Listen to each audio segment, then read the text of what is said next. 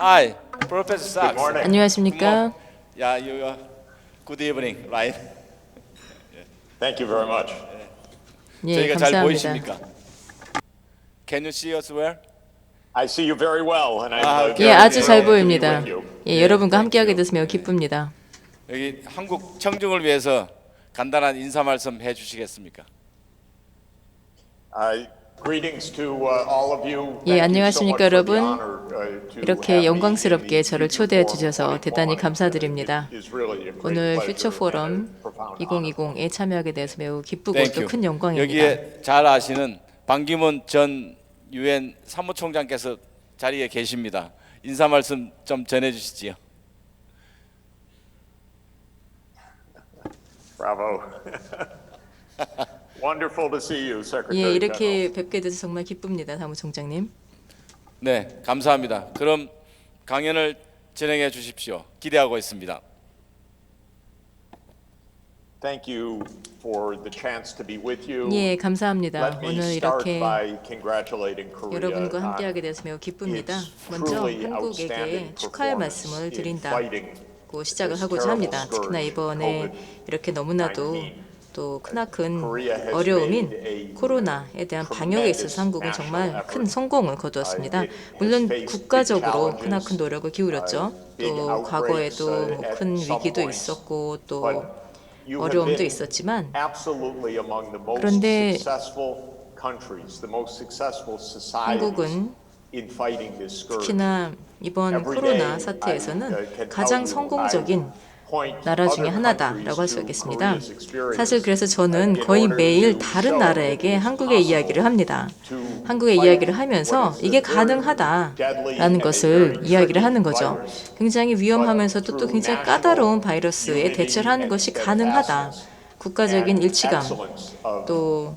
흔들리지 않는 견고함, 그리고 또 과학적인 능력과 그리고 또 기업들, public behavior that is very, 또 very 대중들, responsible. 시민 정신, 책임 있는 대중들을 통해서 한국은 이를 보여주고 있다라고 이야기를 합니다. Control and a return to 단지 normal life. 방역에 성공할 뿐만 아니라 또 일상으로, 물론 완전한 일상이라고 할 수 없겠지만요. 그래도 상당 부분 일상으로 돌아가는 것이 가능하다라고 이야기를 하고 있는데요. 사실 제가 있는 이 나라는 한국하고는 굉장히 다릅니다. 지금 상황이. 미국의 경우에는 지금 현재 이 에피데믹이 거의 통제 불능 상태다라고 할 수 있겠습니다. 이제는 하루에 7만 명의 새로운 확진자가 발생을 하고 있고요. 그리고 또 매일매일 사망자가 1,000명입니다. 그래서 지금까지 누적 사망자만 하더라도 14만 명이고요. 그리고 또 단기적으로 보았을 때는 이 바이러스에 대한 방역을 제대로 하리라는 장담이 없는 상황입니다. 자, 그렇기 때문에 지금 양 사회가, 이 두 사회가 얼마나 다른지를 여러분들께서도 보실 수가 있을 것이고요. 또 그러한 만큼 한국 시민들, 또 한국의 전문가분들, 그리고 한국의 정부에서 지금까지 이루어낸 일에 대해서 정말 높이 평가하는 바입니다. 마찬가지로 또 미국도 이러한 리더십이 있기를, 이러한 지식의 정도가, 그리고 또 이러한 시민 정신이 있기를 바라고 있는 바입니다.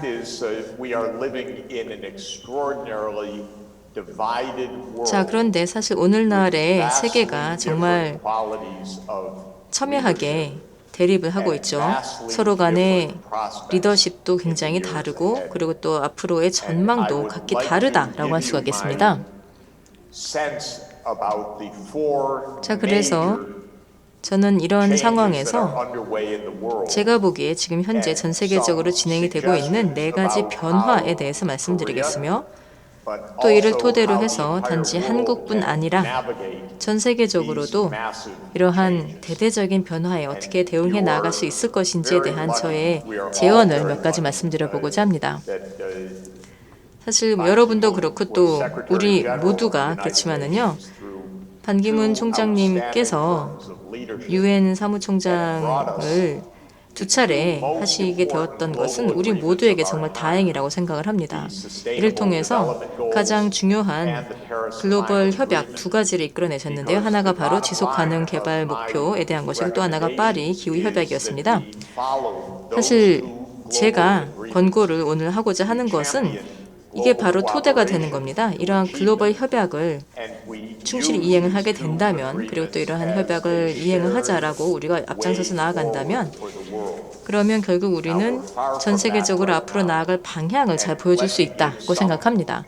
근데 물론 지금은 그로부터 좀 멀리 동떨어져 있죠. 자, 그러면 먼저 저희의 위기와 관련해서 맥락을 좀 말씀을 드리도록 하겠습니다. 지금 현재 전 세계에 동시다발적으로 발생을 하고 있는 대대적인 쇼크가 4가지가 있습니다. 첫 번째로 물론 가장 눈에 띄는, 그리고 또 가장 큰 피해를 가지고 오는 것이, 단기적으로는 가장 큰 피해를 가지고 오는 것이 바로 코로나죠. 자, 코로나는 전 세계적인 위기를 초래하게 되었습니다. 그래서 지금 현재 그 안토니오 구테레스 유엔 사무총장께서도 이야기를 하셨지만, 코로나는 2차 대전 이후 최대 규모의 글로벌 위기이다라고 했습니다. 사실 이게 과장이 결코 아닙니다. 코로나라는 위기는 정말 크나큰 규모의 위기이고, 그리고 아직까지도 우리가 글로벌하게 이에 대해서 방역에 성공하지 못했다라는 것이 현실입니다. 자, 코로나가 위험한 이유는 아마 다들 아시겠지만은요, 모든 사람이, 거의 모든 사람 또는 모든 사람이 이에 대한 감염의 위험이 있기 때문입니다. 굉장히 위험하다라고 할 수 있는 것이요, 치명률 같은 경우에는 한 1% 또는 1.5% 정도라고 하지만, 그런데 그 피해는 그뿐만이 아닙니다. 굉장히 많은 사람들에게 살아남는다 하더라도, 이 코로나에 감염해서 살아남는다 하더라도 상당히 심각한 여파를 남길 수도 있기 때문입니다. 상당히 심각한 후유증 남길 수도 있고요. 또 그런가 하면은 어떻게 보자면 굉장히 조용한 전파가 가능한 것이 바로 코로나입니다. 그래서 무증상자로부터 사람들이 예를 들면은 증상 보이기 전 또는 아예 그냥 증상을 보이지 않고 지나갈 수도 있는데요. 그러한 경우라도 전파력이 있다라는 겁니다. 그래서 이제는 전 세계가 바로 이러한 어려움에 직면해서 대응을 해 나가고 있는데요. 그런데 지금의 결과를 보면은 각 국가별로 판이하게 다릅니다. 한국과, 그리고 또 특히나 동북아 지역의 이웃 국가들, 중국, 일본, 이러한 나라들은 지금까지 확진자의 수를, 이를 신규 확진자의 수를 크게 감소시키는데 성공하였습니다. 그래서 인구 100만 명당 1명 이하로 낮췄는데요. 이는 굉장히 크나큰 성과다라고 할 수 있겠습니다. 이게 결코 쉬운 일이 아닙니다. 제가 아까 말씀드린 여러 가지 특성 때문에요. 일단 검사를 많이 해야 되고, 또 동선 추적도 해야 되고, 또한 사람들이 마스크를 다 착용해야 되고, 지금도 보니까 여러분들께서 마스크를 착용하고 계시네요. 또 그런가 하면은 물리적인 거리두기 또 두고, 또 책임감을 가져야 된다. 이러한 것이 다 전제 조건이 되어야 하는 것이기 때문에, 그래서 쉬운 일이 아닌데, 그런데 사실 미국 사회에서는 이것이 모두 다 굉장히 어려운 일로 보입니다. 제가 이러한 말씀드린 것이 안타깝지만은요. 자, 그래서 한중 일을 포함한 아태 지역, 또 여기에는 대만, 홍콩 또 포함이 되죠. 또 그 외에도 호주 등과 같은 나라들, 물론 호주에서는 또 새로운 유행이 발생하고 있지만요. 또 그 외에도 뉴질랜드, 베트남 같은 나라들, 또 그 외에도 동남아 국가들, 일부 동남아 국가들, 캄보디아, 라오스, 이러한 나라들이 다 이 팬데믹의 확산을 최대한 억제하는 데 성공을 했습니다. 하지만 서유럽에서는 프랑스, 이태리, 스페인, 영국, 심지어 스웨덴 같은 지역에서도요. 사실 스웨덴 같은 경우는 굉장히 이 정부가 잘 작동을 하는 그러한 나라인데, 그런데 이번에 이 코로나가 발생을 하면서 적절한 조치를 취하지 못한 것 같습니다. 이런 나라에서는 코로나가 굉장히 크게 확산하였고요. 독일은 한 중간 정도입니다.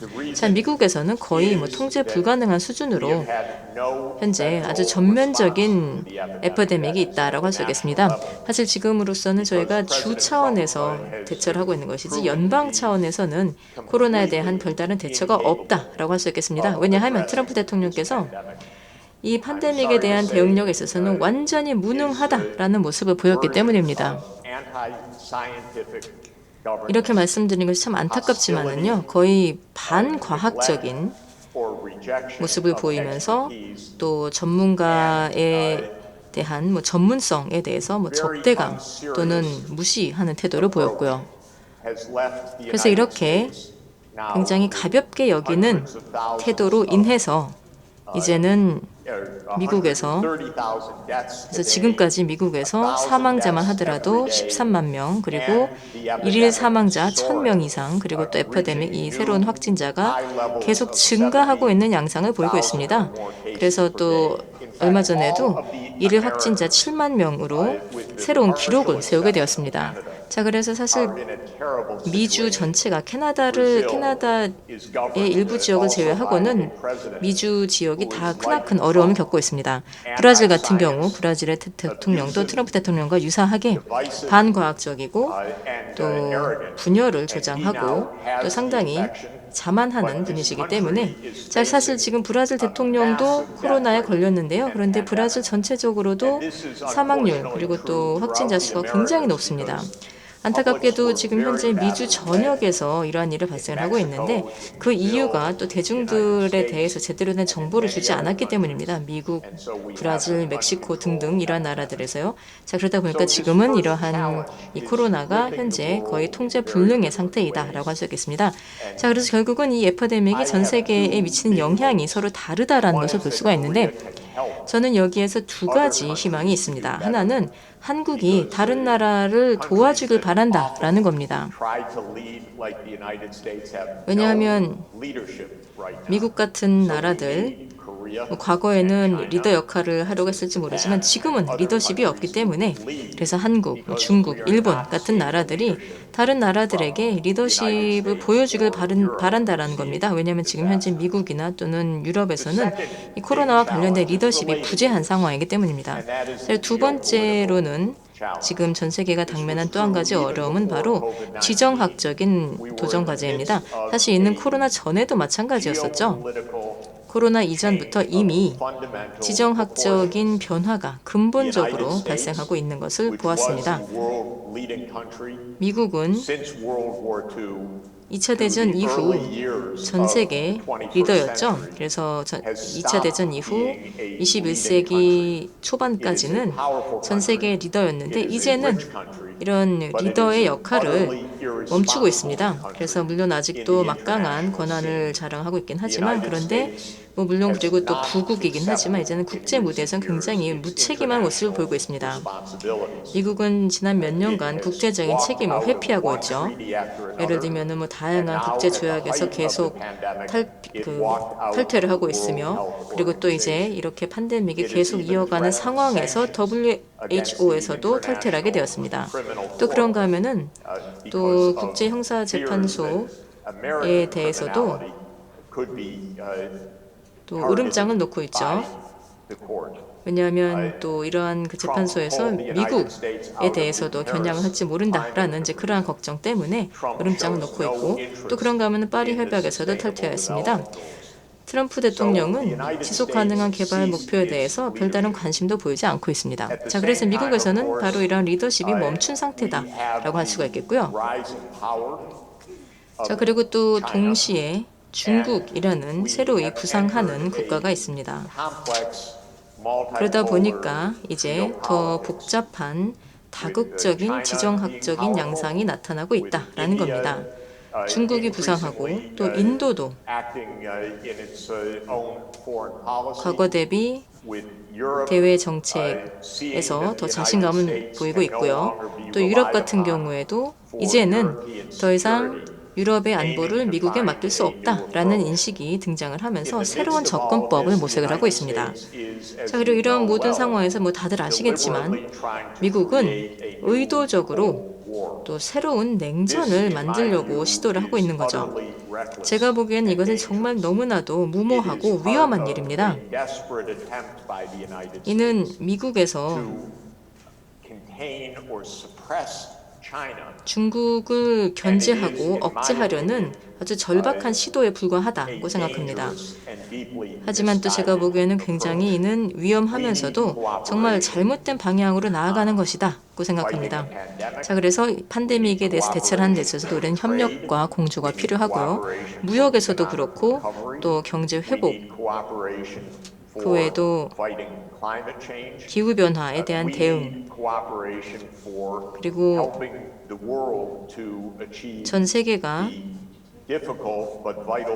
어렵지만 또 중요한 목표를 달성하는 이런 모든 일에 있어서 우리는 협력이 필요한 것이지 냉전이 필요한 것이 아닙니다. 우리 모두에게 굉장히 큰 위험을 가져다 줄 것이며 또 한국은 결국 양거대국 사이에서 어려운 상황을 맞이하게 될 것입니다. 굉장히 위험하고 또 수용 불가능한 상황이라고 할 수 있겠습니다. 그렇기 때문에 미국 내부적으로도 이러한 반중 정서를 막기 위해서 노력을 하고 있습니다. 그렇지만 한 가지 말씀드릴 수 있는 것은 매우 강력한 그런 정서가 미국에 팽배한데 이것이 궁극적으로는 적을 만들어내고 있는 것입니다. 사실 타국이 적이 아니더라도 적대화시키는 그러한 정서가 있다는 것이죠.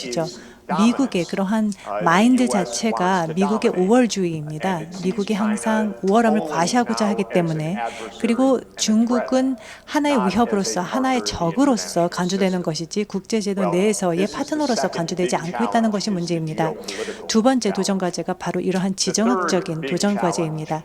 세 번째 거대한 도전 과제는 아마도 이러한 그 코로나로 인해서 굉장히 가속화되어 있는 부분인데 바로 디지털 변화입니다. 우리의 세계의 디지털 변화. 바로 이 순간 우리가 겪고 있는 것이 바로 디지털 변화입니다. 바로 한국이 경제적으로 크게 성공을 할 수 있었던, 그리고 방역을 성공적으로 할 수 있었던 이유가 바로 여기에 있습니다. 한국은 아마도 이 부분에 있어서는 세계 최대 강국이 아닐까. 디지털 활용에 있어서는 세계 최대 강국이라고 생각하고 이것은 엄청난 성과라고 생각합니다.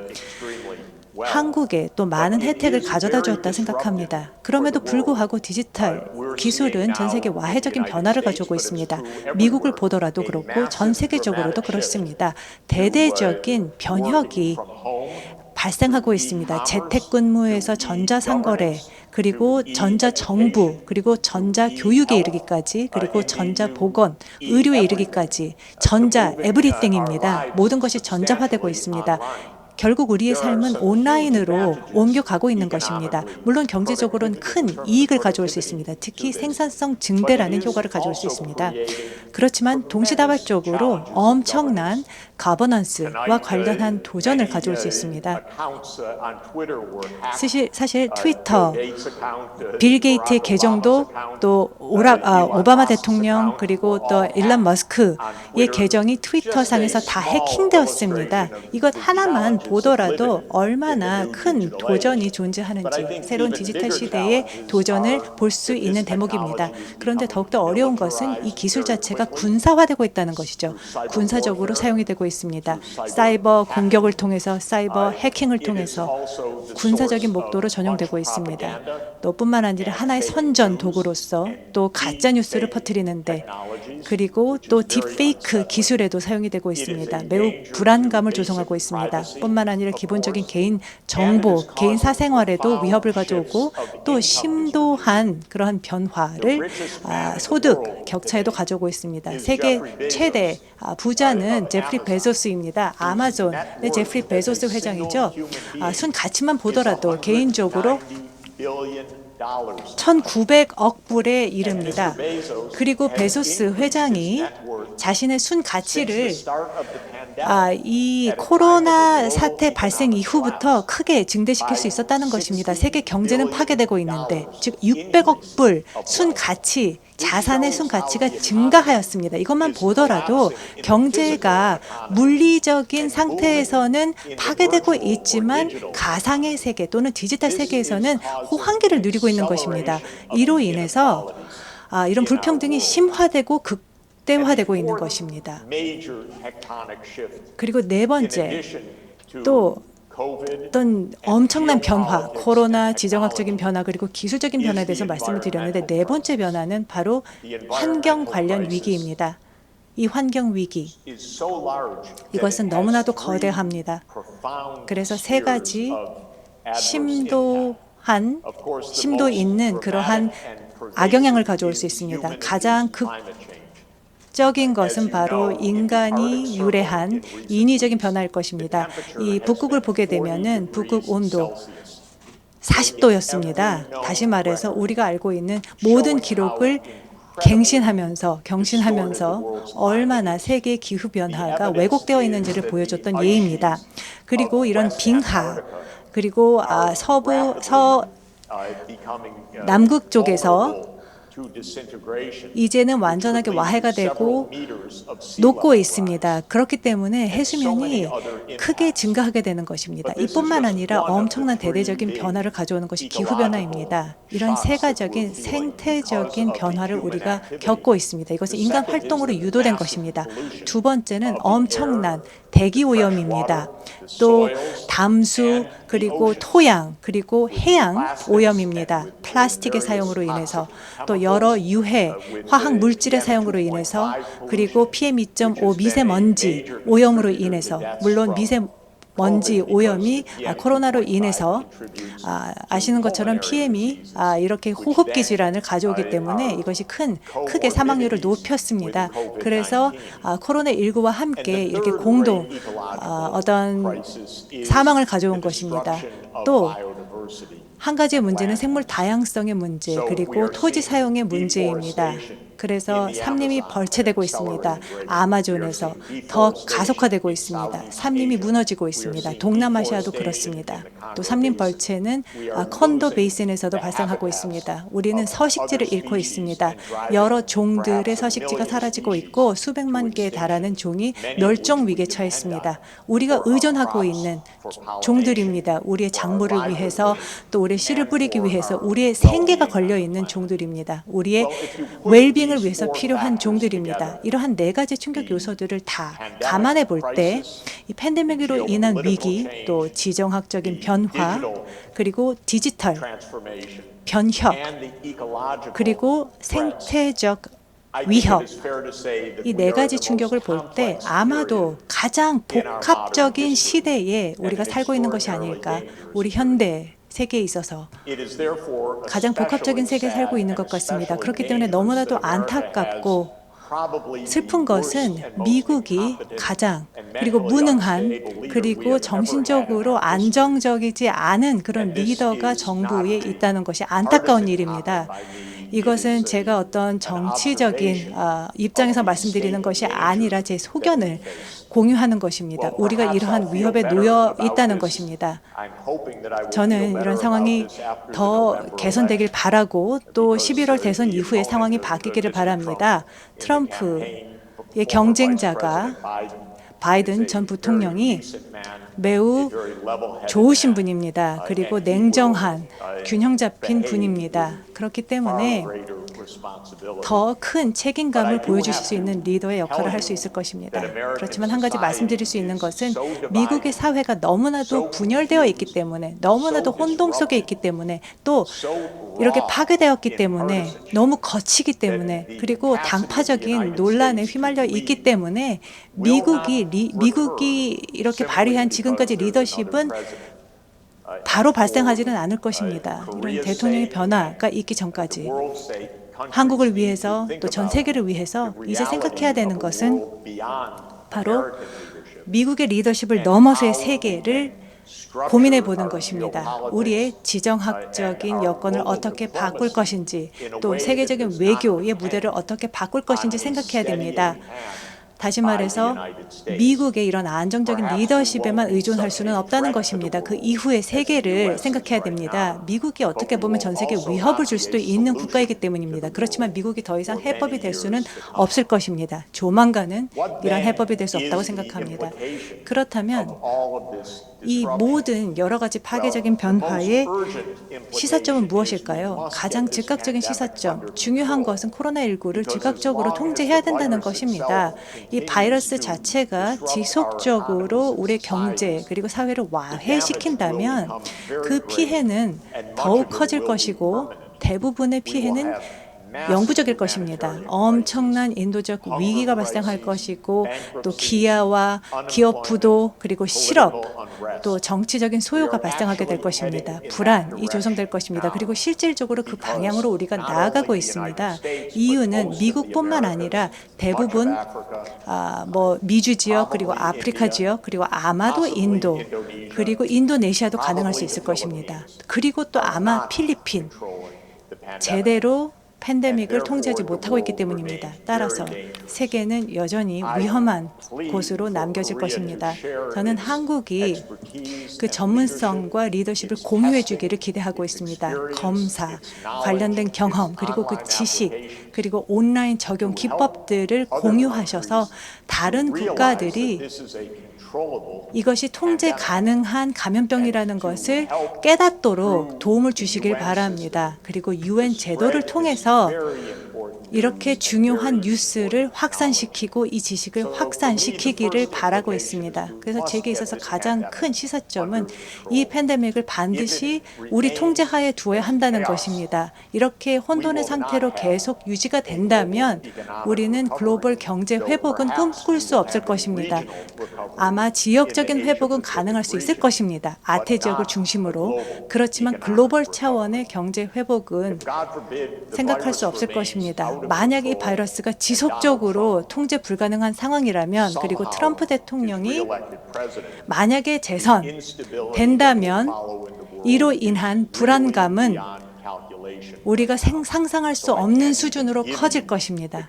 저는 어떻게 될 것이다, 어떠한 의미를 줄 것이다 라고 말씀을 드릴 수 없을 정도로 생각합니다. 매우 위험한 2021년이 될 것이라 저는 장담합니다. 그래서 만약 우리가 이 세계적 대유행을 통제시킬 수 있다면 그리고 한국과 중국, 일본 그리고 대만이 활용했던 이 기법들을 적용할 수 있다면 그리고 이웃 국가가 했던 것을 우리가 배울 수 있다면 다른 지역에 도움을 주고 이 지역들이 어떻게 적절한 공중보건 제도를 구축하는 데 도움을 줄 수 있다면 도전에 응전할 수 있다면 다른 도전 과제들에 적절히 대응해 나갈 수 있을 것입니다. 앞서 말씀드린 것처럼 고불평등, 소득 격차, 이것은 대대적인 기술적 변화로 인해서 발생하는 소득 격차입니다. 또 대대적인 지정학적인 변화도 있습니다. 또 대대적인 또 생태적인 도전 과제들이 있습니다. 이러한 위기는 코로나19 전부터 존재하던 위기입니다. 이 위기는 반기문 전 사무총장이 유엔에 계시면서 두 개의 주요한 대대적인 협약 2030 지속가능 개발 목표를 도출하고 파리 기후변화 협약 도출의 리더십을 발휘했던 이유입니다. 가장 중요한 두 개의 외교적인 우리 시대의 성과입니다. 그렇지만 열세, 가장 중요한 것은 이를 실현하는 것입니다. 목표는 갖고 있습니다. 그렇지만 목표 자체가 실현적이지도 않습니다. 그 스스로 실현될 수는 없습니다. 우리가 노력을 해야만 목표를 달성할 수 있는 것입니다. 이러한 차원에서 한국이 녹색 회복이라는 도전에 응전하고 있고 이를 높이 취하는 바입니다. 코로나19에서 극복하면서 그 과정에서 지속 가능한 성장 경로에 초점을 두는 것, 그리고 재생에너지 확산, 그리고 전기 자동차 확산, 그리고 오지 기술, 디지털 기술, 그리고 제로 오염. 이것이야말로 올바른 전략입니다. 이 전략을 채택함으로 인해서 한국은 한국 국민들에게만 도움을 주는 것이 아니라 여러 차례 과거에 했던 것처럼 두세 대에 걸쳐서 보여주신 것처럼 신기술의 강국이 될 것입니다. 우리가 필요로 하는 신기술의 리더가 될 것입니다. 그래서 배출 저감 자동차가 필요하고 저비용 신재생 에너지가 필요하고 스마트 그리드가 필요하고 5G 기술이 필요합니다. 범용적인 접근성을 줄 수 있는 취약계층이 접근할 수 있는 기술이 필요합니다. 이들에게 보건, 의료, 교육, 그리고 정부 서류, 또 뿐만 아니라 금융 지원, 금융 시스템 그리고 은행 이 모든 업무를 온라인으로 할 수 있는 기술입니다. 한국은 이미 한국 내에서 국내적에서 이를 실현하였습니다만 전 세계가 이제는 달성해야 되는 목표입니다. 그리고 녹색 성장 전략을 통해서 한국이 다시 한번 전면으로 이 미래 기술 강국으로 부상할 수 있을 것입니다. 그런데 그 이상의 노력이 필요합니다. 바로 영내 협력입니다. 그리고 세계적인 글로벌 협력이 필요합니다. 만약 냉전이 발생한다면, 중국과의 냉전이 시작된다면 이것은 재앙이 될 것입니다. 긴장은 고조될 것이고 매우 위험한 패권 경쟁이 시작될 것이고 직접적인 대결 국면에 돌입할 것입니다. 군사 간의 대결이 발생할 것입니다. 우리가 구소련과의 냉전에서 보면서 겪었듯이 전 세계가 사실 여러 차원 완전하게 파괴될 뻔했습니다. 큐바 미사일 위기가 그랬고 뿐만 아니라 여러 우발적으로 또 오해가 있었기 때문에 그리고 레이더를 잘못 해석했기 때문에 레이더 데이터를 잘못 해석했기 때문에 또는 의도적인 이런 도발 행위로 인해서 세계가 완전하게 파괴될 뻔한 적도 있었습니다. 이것을 우리가 감당할 수는 없습니다. 생태적 그리고 기술적 문제를 해결해야 되는데 이것은 193개 회원국이 있는 이 국가들이 이제는 글로벌 협력을 통해서 여러 차원의 노력을 강화해야 되는 것입니다. 동북아 지역이 보다 긴밀하게 영내 협력을 해야 될 것입니다. 물론 복잡한 역사적인 배경이 있다는 것도 알고 있습니다. 또 어떤 규모의 크기도 다릅니다. 한중일만 보더라도 그렇습니다. 또 뿐만 아니라 얼마나 복잡한 역사적인 배경이 있는 것도 잘 알고 있습니다. 동북아의 이 3국 한중일 동북아 3국은 매우 중요한 국가입니다. 지속가능한 개발을 성공시키는 데 중요한 국가이고 또 지속가능한 기술의 선도 국가입니다. 그래서 이 3국 간의 협력이 이루어질 수 있다면 이제는 막강한 기술 혁신 강국으로 부상할 수 있을 뿐만 아니라 평화의 지대가 창설될 것입니다. 동북아 지역이 바로 글로벌 지속가능한 개발 경로의 기반, 토대를 줄 것이라 생각합니다. 이러한 형태의 협력이 일어나기를 바라고 있습니다. 보다 포괄적으로 볼 때 RCEP의 경우 영내 포괄적 경제협력 동반자 협정 한중일을 포함하고 10개 아세안 국가, 호주 그리고 뉴질랜드가 포함된 RCEP 협정은 아마도 훌륭한 파트너십이 될 것입니다. 15개국, 20억 인구가 참여하게 된 협정입니다. 완전하지는 않지만 물론 인도네시아와 필리핀이 매우 어려운 상황에 있기 때문에 거의 이 국가를 제외하고 나머지 국가들은 이 코로나를 제대로 통제할 수 있었던 국가입니다. 그래서 RCEP이라는 틀 내에서 협력을 할 수 있다면 이 RCEP 자체가 20억 프레임워크가 되어 20억 인구를 대표하는 이런 경제 회복 그리고 녹색 회복의 하나의 틀이 될 수 있다고 생각하고 이것은 훌륭한 체제가 될 것이라 생각합니다. 또 뿐만 아니라 저는 매일매일 협력이 필요하다고 주장하고 있습니다. 영내, 예를 들어 동북아나 RCEP 등의 기구를 통한 협력뿐만 아니라 지역 간의 협력도 필요하다고 주장하고 있습니다. 그렇기 때문에 저는 유럽연합이 이제 미국의 이 냉전의 요청에 대응하기보다는 즉 중국을 고립시키거나 고립시키려는 그러한 시도, 좀 말도 안 됩니다만 그러한 시도에 대응하는 것보다는 협력하길 바랍니다. 또 동아시아 지역과 협력하길 바랍니다. 예를 들어서 중국은 1대1로 전략을 갖고 있습니다. 저는 이 구상을 지지합니다. 또 사실 강력하게 지지하고 있습니다. 만약 이것이 녹색 구상이 될 수 있다면 있다면 저는 지지할 것입니다. 이제 사실 너무 석탄 화력 발전소, 특히 아시아 전역에 방글라데시나 파키스탄 지역에 자금을 투입하고 있습니다. 또 동남아시아 일부 지역에 화력 발전소 투자를 하고 있는데 이것은 파리 협정에서 볼 때 받아들일 수 없는 것입니다. 지속 가능한 개발 목표와도 거리가 멉니다. 그런데 만약에 유럽의 녹색 딜을 통해서 한국 그린 딜과 함께 협력할 수 있다면, 그리고 이 RCEP이라는 틀 내에서 한중일 그리고 또 1대1로까지 연결시킬 수 있다면 우리가 글로벌한 그리고 진정으로 포괄적인 지속가능 개발을 위한 접근 방식을 마련할 수 있을 것입니다. 바이든 부통령이 이 선거 공약에서 단계별 그린 회복 전략을 발표한 것을 환영하고 있습니다. 아시다시피 트럼프 대통령은 본인들의 기부자들, 후원자들, 다시 말해서 석유, 가스의 산업체를 갖고 있는 기업들인데 이들은 기후 변화 협약과는 거리가 멉니다. 이것은 사실 부정부패의 사례라 생각하고 이것이 미국 정치의 단면이라 생각합니다. 미국의 정치는 부패했습니다. 대대적인 오일머니가 이 석유 산업으로부터 투입되고 있습니다. 그렇지만 바이든 부통령은 다른 방향으로 나아가고 있습니다.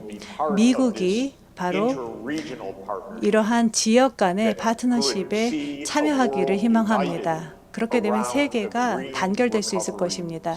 녹색 회복 전략을 중심으로 단합할 수 있을 것이고, 만약 우리가 거기까지 갈 수 있다면 이것은 새로운 길을 보여줄 것이고 한국이 보다 강력한 입지를 확보할 수 있게 될 것입니다. 그래서 이 회복을 선도할 수 있게 될 것입니다.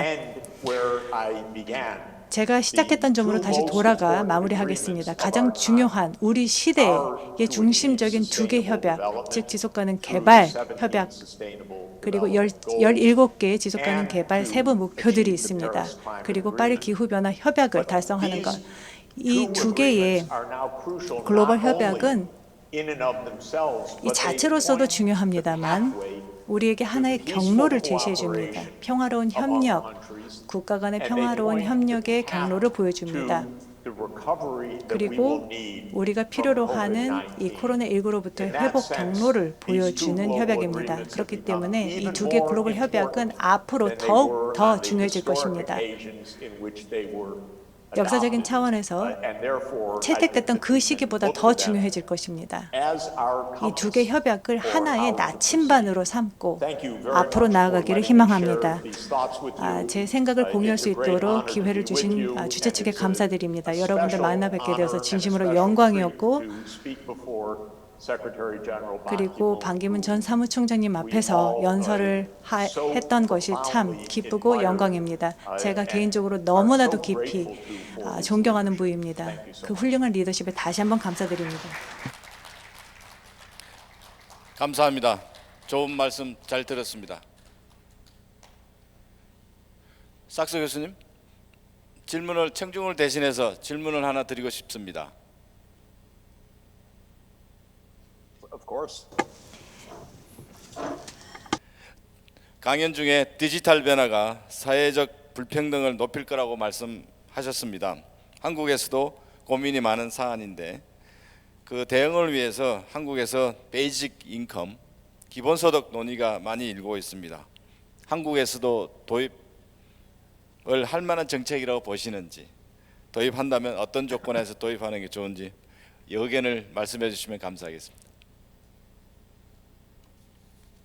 I think that the system that I recommend 제가 all 권고하는 countries is 시스템은 the 모든 국가들에게 공통적으로 권고하는 시스템이라는 것은 사회민주주의라는 이념 또는 그런 개념이다라고 할 수 있겠습니다. 사회민주주의라는 것은 북유럽 국가들이 체화한 모습이라고 할 수 있겠는데요. 스웨덴, 덴마크, 노르웨이, 아이슬란드, 핀란드 같은 나라들입니다. 자, 이 나라들에서 하는 것은 일단 과세를 하는 데 있어서는 부가가치세 또는 급여세로 주로 하지만 또 그 외에도 소득세라거나 또는 재산세를 부과를 합니다. 자, 그래서 전체 국민 소득에서 한 40에서 50% 정도의 과세율을 보이고요. 그래서 이렇게 상당한 금액의 세수를 가지고 모든 기본적인 서비스에 대해서는 보편적인 접근성을 제공을 합니다. 그래서 예를 들면은 의료 또는 교육에 있어서도 무료로 무상으로 다 제공을 하고요. 또 그런가 하면은 뭐 등록금도 없거나 또는 굉장히 낮고요. 또 그런가 하면은 뭐 휴가 시간도 보장을 해주고 또 그 외에도 저소득층에게는 소득 보장 등등 다양한 혜택을 제공을 하는 겁니다. 그래서 어떻게 보자면 이것은 과세를 통한 소득 이전 제도인 것인데요. 사실 이것은 보편적인 기초소득은 아니다라고 할 수 있겠습니다. 왜냐하면 일을 할 수 있는 사람들은 일을 하도록 권장을 하기 때문입니다. 자, 그래서 사실 또 이런 이야기들을 하죠. 우리가 무엇을 하던 간에 우리가 중요한 것은 일하는 문화를 유지해야 된다라는 겁니다. 자, 하지만 동시에 어쨌든 우리가 삶의 질을 어느 정도는 보장할 수 있다, 유지할 수 있다라는 이제 그러한 보장이 있어야 된다는 겁니다. 그래서 이러한 나라들에서는 불평등은 굉장히 적은데 그런데 전반적인 삶의 질은 굉장히 높다라는 것이 특징입니다. 자, 저희는 매년 세계 행복 지수를 발표를 하는데요. 자, 여기에서는 이 조사를 하면서 삶의 만족도라거나 또는 행복도를 조사를 하는데 이런 세계 행복도 지수에서 보면 항상 가장 상위권을 차지하는 것이 북유럽 국가들입니다. 자, 이러한 나라들에서 행복도가 높은 이유 중에 한 가지가 바로 사회보장을 갖추고 있기 때문이고요. 그래서 모두가 사회보장이 있고 그리고 또 모두가 매년 굉장히 휴가를 길게 가기 때문입니다. 자, 제가 이러한 말씀을 드리는 이유가 한국이 또 워낙에 많이들 일을 하시니까요. 한국에서 근로시간이 굉장히 길지 않습니까? 물론 이것이 한국에서 고속 성장을 이뤄냈었던 비결이죠. 그래서 국빈 상태에서 정말 이제는 고속 성장을 이뤄냈었던 이제 그러한 비결이긴 하지만요. 자, 그래서 저는 이제 한국의 이러한 근면성에 대해서 비판하는 것은 결코 아니고요. 단지 레저 시간을 좀 더 가질 수 있지 않을까라는 것을 말씀드리는 겁니다. 그렇게 하게 되면서 삶에 대한 만족감이나 삶에 대한 즐거움이 좀 더 높아질 수 있을 것이라 생각을 합니다. 하지만 어쨌든 사회 민주주의에서 특징이라고 한다면 바로 이러한 모든 혜택을 모두가 향유하자라는 것입니다. 자, 그래서 이제 질문에 대한 답변을 좀 드리자면 이런 기본적인 욕구에 대한 수요에 대한 충족은 있어야 됩니다. 예를 들면 의료 또는 교육 그리고 또 뭐 병가라거나 또는 휴가 시간 또 가족의 시간 이런 것이 필요하다고 보는데요. 자, 물론 그렇다고 해서 이러한 것이 반드시 보편적인 기초소득으로 보장이 되는 것은 아니다라고 생각합니다. 그러니까 다시 말해 사람들에게 그냥 무조건 같은 금액의 돈을 줘야 된다는 것은 아니고요. 그보다는 사람들이 일을 할 수 있을 때는 일을 해야 한다라는 책임감이 있어야 되고요. 동시에 사회적인 책임도 있어야 된다라는 겁니다. 그래서 모두가 자신의 능력이나 또는 교육 수준과는 상관없이 어느 정도는 그래도 안정적인 좋은 삶을 누릴 수 있도록 하는 사회적 책임도 있다라는 것이죠.